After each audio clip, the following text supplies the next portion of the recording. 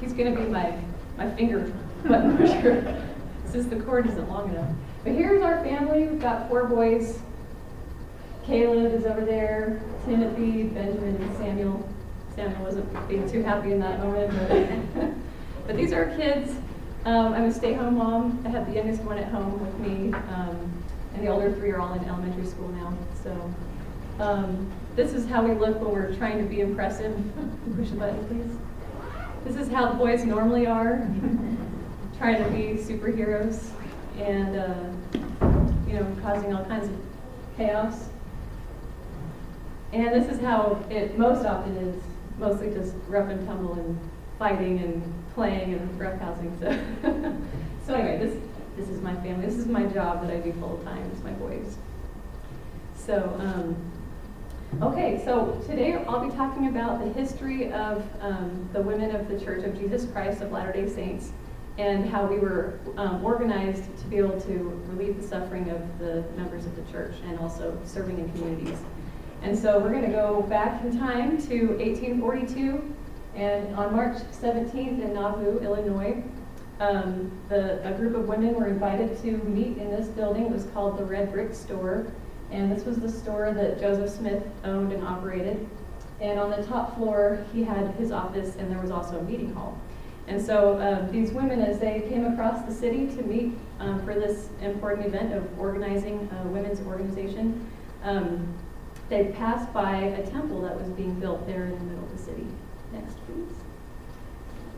And so here are some old photographs that show the temple when it was completed. But at the time that the women were organized, the temple walls were only about 3 feet high. As construction work was going, it was very slow because they had to, carve each block of granite or limestone from nearby quarry and haul it in and everything. So it was slowly getting done. And most of the men that were working to build the temple were just regular members of the church who were donating their time. And a lot of times they called it tithing their time, so they would give 1 day in 10 and help build the temple. So, but the men, because then they weren't doing their occupation, maybe they were farmers or had a business of some sort, then their families needed some extra supplementing. So some of the women started thinking, well, if we could help the men who are working and help their families, then we can get this building done faster. And so a couple of women, one of them named Sarah Kimball, next please. Sarah Kimball and Margaret Cook, they were talking together and just said, let's help this process go faster. And Joseph Smith had been kind of rallying the people, saying, let's work harder, let's get this done. And so the women said, well, I can't chisel the bricks, but I can help sew the clothing the men are wearing. They're wearing them out. I can stitch them up. I can mend them. And so they decided they would start a sewing society and help repair their clothing and maybe gather some food and donations for their families. And what was common in those days for women to have an organization, a society of some sort of charity group. And so they often would write a constitution and have bylaws and be really organized like a little government. And so they appointed a woman named Eliza R. Snow. Next, please. And she was later became a pretty well-known poetess and writer, and she was asked to draft that constitution, and because of her writing skills that she had. And so they took this rough draft over to Joseph Smith and presented it to him. And he said, this is the best I've ever seen, but we're going to give you something even better. Instead of just a sewing society, we're going to organize you under the priesthood and after the pattern of the priesthood. Next, please. So in the meeting of this group of women, about 20 gathered together in the Red Brick Store. They had Joseph Smith there, and they revered him as their prophet. They also had 2 of the members of the Quorum of the 12 Apostles. And Joseph instructed them that they were to look to the wants of the poor, searching after objects of charity and administering to their wants, to assist by correcting the morals and strengthening the virtues of the female community. So he said, we're going to do something much bigger than just patching clothes. He wanted to see the women being really formed into a society that could do a lot of good. Next, please. So chosen to lead this organization, to be a president, was Joseph's wife. Her name was Emma Smith. And she told the group, we are going to do something extraordinary. And I hope by the end of this presentation you'll be able to get an idea that something extraordinary did happen and did come about because of this. She also said, we expect extraordinary occasions and pressing calls. And you'll also hear examples of what was so pressing and what was extraordinary going on. So it was no surprise that Emma Smith was called to be the first president of this organization, and not just because her husband was the president of the church, but also because 12 years earlier, Joseph Smith had received a revelation where the Lord called her an elect lady.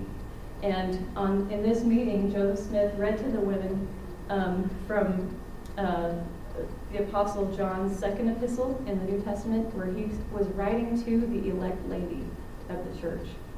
And he explained that women, whenever the church has been organized, women have been organized as well into their own society. And when you read the minutes of the meetings, they've survived. The woman, Eliza R. Snow, who wrote the original Constitution, she was appointed to be the secretary. And so when the Mormons went from Illinois across the plains to Salt Lake Valley, she kept those papers. She kept all of her the records, the minutes, everything that she had written down. She kept it very carefully, and so was able to survive. And so because of those minutes, then we know a lot more about what Joseph Smith was teaching the women and what they were doing as an organization. So it's really exciting to still have that today. And so Eliza R. Snow, when she was keeping the minutes, next please. Sure. Yes, in one of the meetings that Joseph Smith attended of the women, I think they were meeting weekly, he said to them, I now turn the key to you in the name of God, and this society shall rejoice, and knowledge and intelligence shall flow down from this time. This is the beginning of better days to this society. So something great was going to happen for the women, and now that they were organized, they could be more efficient, and they were going to do something really incredible. So, just to give you kind of a backstory of who was Joseph Smith, what was this church all about, why were they in Illinois? Well, let me give you a little bit of a history sketch here. So, next please. So Joseph Smith Jr., he was born to a pretty large family. There were 9 children, and they were a farming family, very religious, but also very poor. And he was actually born in Vermont, December 23rd, 1805. But because of successive crop failures, they ended up moving from place to place until they ended up in upstate New York. And let's see. And so his family taught him to believe in God, but they also kind of went from church to church. They weren't sure which one they wanted to commit to and be devoted to. So different members of his family were going to different churches. Next, please. And so religion in upstate New York became a very big hot topic. And there were lots of churches, and it was very common for there to be revivals and new churches being established. And as Joseph Smith later said, it was a place of unusual excitement. There was just so much activity going on about different religions. And he said,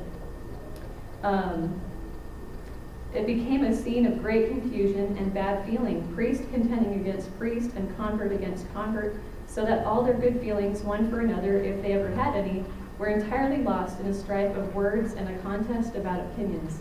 So while the preachers and the ministers were trying to get leadership or get membership into their church, they often got into big arguments, and it wasn't a very pretty scene. Next, please. So I thought this was a really interesting graphic. In the center, you see it says Smith Farm, that's where he lived. And then in a 20-mile radius, all of those dots are different churches, and then the yellow circle around it is where a revival took place. And that was between 1816 and 1821. So in just that 5-year period, there was a lot of religious activity going on. So you can see what kind of world he was growing up in. And it led him to really wonder, well, how do I know which church I need to attend? How do I know if I'm going to be saved? And because he would go to different churches as well and speak with different ministers, and he was trying to find out what was true. And he said that for how young he was, it just seemed like it was impossible for him to come to a conclusion, because one church would interpret a scripture so differently from another church, and they would have this conflict of what he should believe. So one day, next please, in 1820, so he often said, what should I do? How do I know which church to join? Next please. So one day he was reading the Bible, in James 1:5, it says, "If any of you lack wisdom, let him ask of God, that giveth to all men liberally, and upbraideth not, and it shall be given him." And he realized what I need to do is pray. I need to ask God, and so I can get an answer. Next, please. So in his own words, he relates, "Exerting all my powers to call upon God, I saw a pillar of light exactly over my head, above the whiteness of the sun, which descended gradually until it fell upon me. When the light rested upon me, I saw two personages, whose brightness and glory defy all description, standing above me in the air. One of them spake unto me, calling me by name, and said, pointing to the other, This is my beloved Son, hear him." Joseph's astonishment eventually relaxed to where he could speak, and he asked which church he should join. And he was answered that he should join none of them, for none were complete. So this was the beginning of what Latter-day Saints call the Restoration, when God's priesthood authority, his laws and ordinances, would once again be reestablished to the earth. So next slide, please. But as Joseph said, he soon found that just telling his story of seeing a vision had excited a great deal of persecution or prejudice against me among professors of religion, and was the cause of great persecution, which continued to increase. Next, please.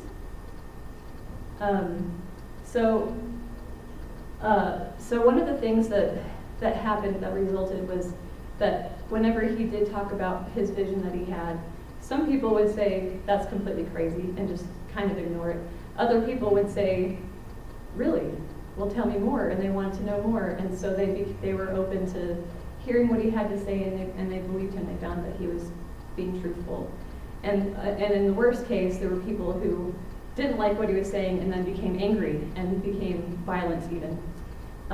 So one of the other things that he accomplished in those early years was that an angel visited him and told him where there was another sacred book of scripture that needed to be translated into English, and he was able to accomplish that task. And it was published as the Book of Mormon, which is another account, another testament of Jesus Christ, and talks about his dealings with the ancient people here on the American continent. But still, the persecution became worse and worse, where first people just kind of made fun of him and maybe just ridiculed him, but it got much more serious to where he was being falsely accused of random things, and they had false witnesses, and he would be arrested and put in jail and put on trial and released because there was no evidence. And that happened over and over. Next, please. So you can see that he started out in Palmyra, which is up here near Rochester, and visited kind of in this part of the state and into Pennsylvania, and was able to find quite a few people who believed what he was saying.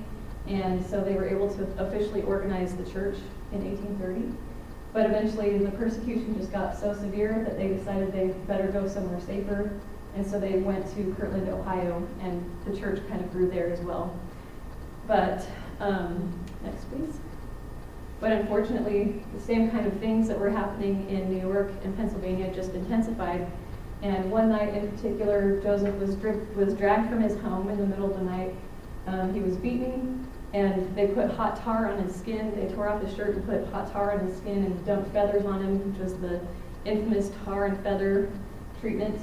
And actually, he had a baby son who was sick with measles that night, and they left the mob, they left the door open, the cold air got to the baby. Mother was recovering in bed, and the baby ended up getting sick and died 5 days later. So some really horrendous things that were happening.